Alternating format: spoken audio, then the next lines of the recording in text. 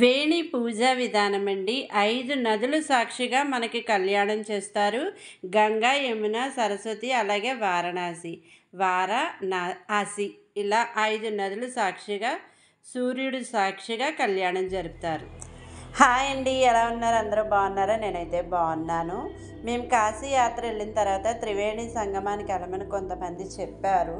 అక్కడ వేణి పూజను చేస్తారండి. అది చాలా గొప్ప పూజ, చేయించుకోవాల్సిన పూజ. తప్పనిసరిగా మీరు చేయించుకోండి, మళ్ళీ పెళ్ళి చేస్తారు అని చెప్పి అన్నారనమాట. అయితే మేము త్రివేణి సంగమానికి వెళ్ళాము. 2 నదులు కనిపించాయి. 3వ నది అంతర్వాహిగా ఉంటుందంట, గంగా, యమున, సరస్వతి. మీరు కూడా మాతో పాటు చూడండి. ముఖ్యంగా చెప్పాల్సింది ఏంటంటే అక్కడ పక్షులు ఉన్నాయండి. ఇప్పుడు ఈ 4 నెలలు మాత్రమే వస్తాయట. ఎంత అందంగా ఉన్నాయో, వాటిలో ఆడుకుంటున్నాయి, నిజంగానూ ఆహారం వేస్తున్నారు. చాలా బాగున్నాయి అన్నమాట. వాటి అరుపులవి కూడా చాలా బాగున్నాయి. ఈ నది గంగా, యమున, సరస్వతి నది చూస్తూ, పక్షులను చూస్తూ, అలాగే మేము చాలా ఎంజాయ్ చేసాం. మాతో పాటు మీరు కూడా ఎంజాయ్ చేస్తారని భావిస్తున్నాను. ఇంకా విషయానికి వస్తే వేణి పూజ ఏంటంటే, పంతులు గారు మాకు ఆ పూజ చేసినప్పుడు చెప్పారు, శివుడు పార్వతి చేసుకున్నారని, సీతారాములు అరణ్యవాసం అయిపోయాక ఇక్కడ మళ్ళీ కళ్యాణం చేసుకున్నారని చెప్పారనమాట. అది ఏంటంటే, ఇదివరకు షష్ఠపూర్తులు అవి చేసేవారటండి. ఇప్పుడు ఇలా పెళ్ళిళ్ళు చేస్తున్నారు. పెళ్ళి చేసుకున్న తర్వాత అవి మనకి జుట్టు కొద్దిగా కట్ చేసి వినాయకుడు పూజ అది చేస్తారు. మళ్ళీ పెళ్ళి ఎలా చేస్తారో అలాగే ఇక్కడ చేయడం జరుగుతుంది. ఆ లాస్ట్లో మాత్రం పెళ్ళి కొడుకు ఒళ్ళో కూర్చోబెట్టి పెళ్ళికూతుని జుట్టు కట్ చేస్తారు మంగళోని పిలిచి. అది వినాయకుడితో పాటు పూజ అన్నీ అయిపోయాక ఆకులో వేసి మనకి ఈ నదిలో కలపమని ఇస్తారనమాట. గంగాదేవికి ఆ జుట్టు అంటే ఇష్టం అంటండి. అందుకని మనం అక్కడ జుట్టు కనుక వదిలితే ఎంతో పుణ్యమని చెప్తున్నారనమాట. మనము ఆ నదిలో కలిపితే నిజంగా భార్యాభర్తలు అయితే కనుక ఆ జుట్టు మునిగిపోతుందంటండి. అంటే కొంతమంది మాకు పెళ్ళయింది ఆల్రెడీ, ఇక్కడ వేణి పూజ చేయండి అని కొంతమంది వస్తారట. అలాంటి వాళ్ళకి ఆ జుట్టు మొలగదంటండి. నిజంగా భార్యాభర్తలు అయిన వాళ్ళకి మాత్రమే ఆ జుట్టు ములుగుతుందంట. అది కూడా నేను వీడియో తీయడం చూపిస్తున్నాను మీకు. తప్పకుండా అది కూడా వీడియో చూడండి. కాకపోతే ఇక్కడ నదిలోకి వెళ్ళడానికి నావ వాళ్ళకి మేము ప్రత్యేకంగా నావ మాట్లాడుకున్నాము. ముగ్గురమే మాత్రమే 1000 రూపాయలు తీసుకున్నారు. మళ్ళీ వచ్చేసరికి ఒడ్డుకు వచ్చేసరికి వీళ్ళిద్దరు పని వాళ్ళు ఏమన్నారంటే, మేము జీతం అనుకుంటున్నామండి, మాకు నెలకు 5000 జీతం, 5000 తప్ప మాకేమీ ఇవ్వరు, ప్లీజ్ అండి మాకు ఇవ్వండి ఎంతో కొంత అని అడుగుతున్నారనమాట. మనల్నే కదా, ప్రతి ఒక్కరిని అలాగే అడుగుతున్నారు. ప్రతి నావ వాళ్ళు కూడా ఇదే పదం వాడుతున్నారనమాట. అది ఎలా తెలిసిందంటే, అక్టోబర్ 30వ తారీఖుని మా రిలేటివ్ వెళ్ళింది. నవంబర్ 8ని మేము వెళ్ళాము. అందువల్ల తను నేను మాట్లాడుకోవడం వల్ల వాళ్ళు నా వాళ్ళు కూడా ఇలాగే మాట్లాడారని తను చెప్పింది. అలా అనమాట. మామూలుగా ఎక్కువ మంది అయితే మనిషికి 200 తీసుకుంటారు. మనం ప్రత్యేకంగా మాట్లాడుకుంటే మాత్రం 1000 రూపాయలు ఖచ్చితంగా తీసుకుంటారండి. మళ్ళీ వీళ్ళకి ఎక్స్ట్రాగా మేమిద్దరికి చెరుకు అందించాము, 1200 అయిందనమాట.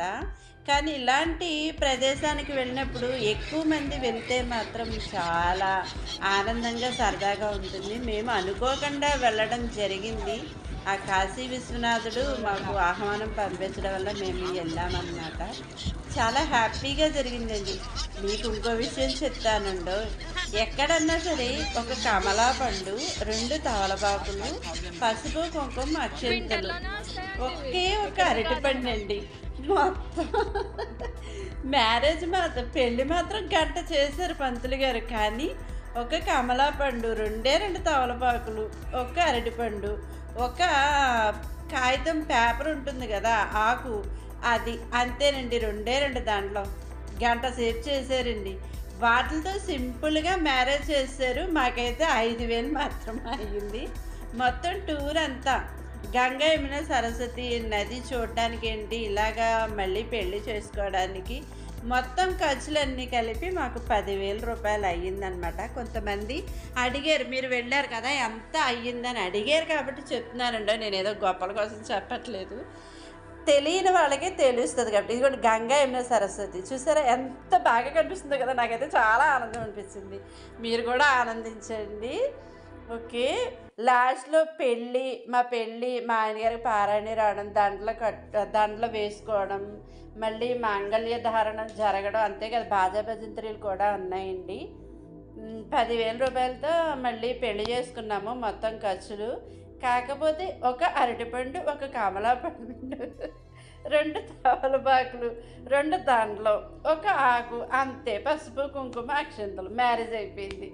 నిజంగా ఇలా పెళ్ళిళ్ళు చేసుకుంటే ఖర్చులే ఉండవండి. నిజంగా ప్రతి పంతులు గారు ఇలా చేస్తే మధ్యతరగతి అమ్మాయిలకి చాలా హ్యాపీ కదా. సరదాగా అంటున్నానండి, దేవుడి విషయంలో ఎటకారం ఆడకూడదు. కాకపోతే శివపార్వతులు, సీతాదేవి, రాముడు ఇక్కడ పెళ్లి చేసుకున్నారని పంతులు గారు చెప్పారు. ఆ పెళ్లి వీడియో అంతా కూడా గంట వరకు ఉందండి. మీరు అంతసేపు చూడలేరని ఒక 3 నిమిషాలు మాత్రం పెట్టాను. లాస్ట్లో వస్తుంది. ఈ నదితో పాటు ఆ పెళ్లి వీడియో కూడా చూసేసి మీరు కూడా ఆ త్రివేణి సంగమంలో స్నానం చేసినట్టు మానసికంగా ఊహించుకోండి. హ్యాపీగా పుణ్యం వచ్చేస్తుంది. మనసు ఎక్కడికన్నా వెళ్ళగలదు. కాదంటారా అవునంటారా? మీరు ఒకసారి ఆలోచించండి. ఎక్కువగా మాట్లాడుతున్నట్టున్నాను. ఇంకో విషయం ఏమిటంటే, పూజ అంతా అయిపోయాక మనము కట్టుకున్న బట్టలు ఆడవాళ్ళైనా మగవాళ్ళైనా సరే అక్కడే వదిలేసి వచ్చేయాలటండి.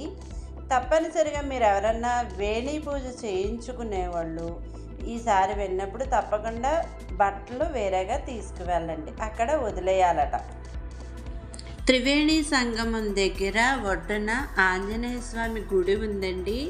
మన పూజ అయిపోయాక అక్కడికి వెళ్ళి దర్శనం చేసుకుని వెళ్ళమని పంతులు గారు చెప్పారనమాట.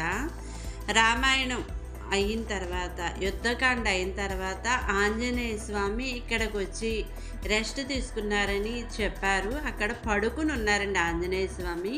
తప్పనిసరిగా మీరందరూ ఆంజనేయ స్వామిని కూడా దర్శించండి. రేపు మరికొన్ని వీడియోలతో మీ ముందుకు వస్తాను. తప్పులేనా ఉంటే క్షమించండి. మీ శ్రేయోభిలాషి మహేశ్వరి. అలాగే ఒక విషయం, మీరు ఫస్ట్ టైం కనుక మా ఛానల్ చూసినట్లయితే లైక్ చేయండి, సబ్స్క్రైబ్ చేయండి, బెల్ సింబల్ ఆల్ అని ప్రెస్ చేశారనుకోండి, మేము ఎటువంటి వీడియోలు పెట్టినా మీరు ఫోన్ ఓపెన్ చేయగానే నోటిఫికేషన్లో రావడం జరుగుతుంది. తప్పకుండా సబ్స్క్రైబ్ చేయండి, లైక్ చేయండి. మీ లైక్ మాకు ఎంతో వాల్యుబుల్. తప్పకుండా లైక్ చేస్తారు కదా. Bye bye, see you.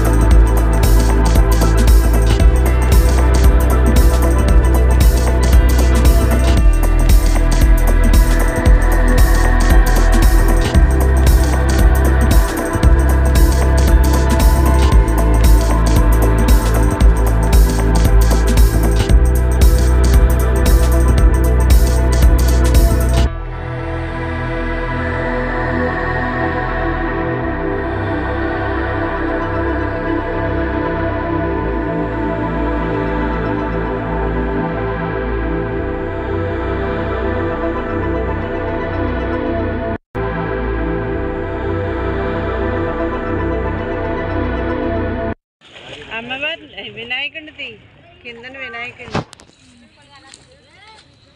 అలా మేము ఉంచుతాము. అలాగే వీడియో తీయంతే. మీరు పడరా అదే పడదు మరి ఇప్పుడు ఇక్కడ పెట్టినట్టు పెడతాము. అప్పుడు తీసేసి ఆపే, అప్పుడు లైవ్ చూద్దు. లైవ్ చూస్తుంది అంటున్నాను తన ఫోన్ లో కాదు. అలాగే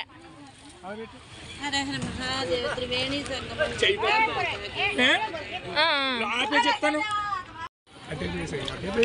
విడిగా ఇక్కడ ఓం నమః శివాయ గంగా మాతా నమో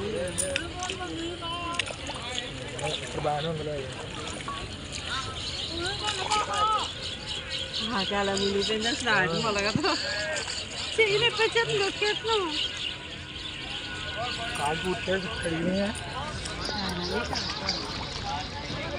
చెప్పారు